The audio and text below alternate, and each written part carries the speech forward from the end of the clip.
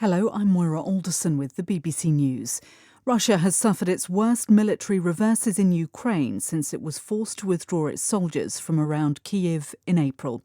A rapidly accelerating counter-offensive by Ukrainian troops has led to the recapture of several key towns and cities east of Kharkiv.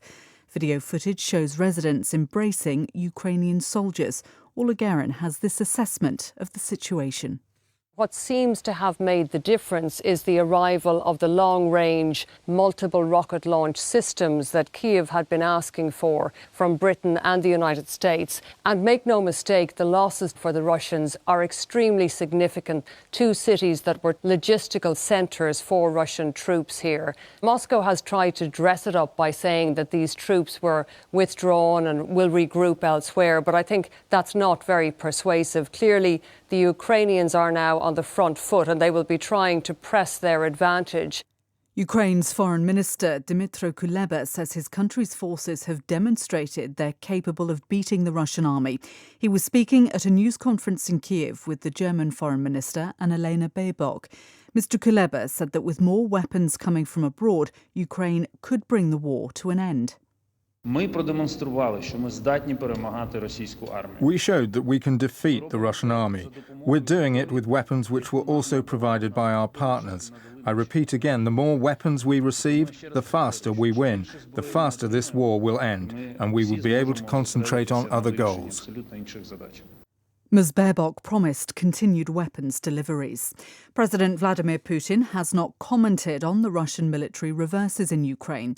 He has appeared at celebrations in Moscow to mark the 875th anniversary of the founding of the city. He told an audience that Russia was doing a great job in restoring the main cities in the Ukrainian territories of Luhansk and Donetsk. It's been confirmed in Britain that Queen Elizabeth's funeral will take place on September the 19th. Her body will lie in state for 4 days to allow the public to pay their respects. Earlier, King Charles was formally proclaimed as the new monarch. The former British Prime Minister David Cameron has revealed that he used to have audiences with the then Prince of Wales in preparation for his becoming king. Mr. Cameron told the BBC the king would be a worthy successor to Queen Elizabeth. From what I saw, he will be brilliant at that job, brilliant at listening, brilliant at asking questions, giving wise advice and sage counsel. I mean, this has probably been the longest apprenticeship in history, and he knows so much about so many subjects. And like his mother, he is a superb diplomat. The former British Prime Minister David Cameron. World News from the BBC. The Australian government has announced a national day of mourning later this month for Queen Elizabeth. The Prime Minister, Anthony Albanese, said September the 22nd would be a public holiday. Like many other Commonwealth countries, the late Queen was Australia's head of state. Mr Albanese will travel to Britain next week for her funeral. The Justice Ministry in the Democratic Republic of Congo says that Uganda has handed over a first $65 million instalment of a fine it was ordered to pay for invading the east of the country 2 decades ago. Earlier this year, the International Court of Justice told Uganda it had to pay $325 million in compensation. In its original ruling, the court said Ugandan forces had committed violations including killings, torture and village destruction.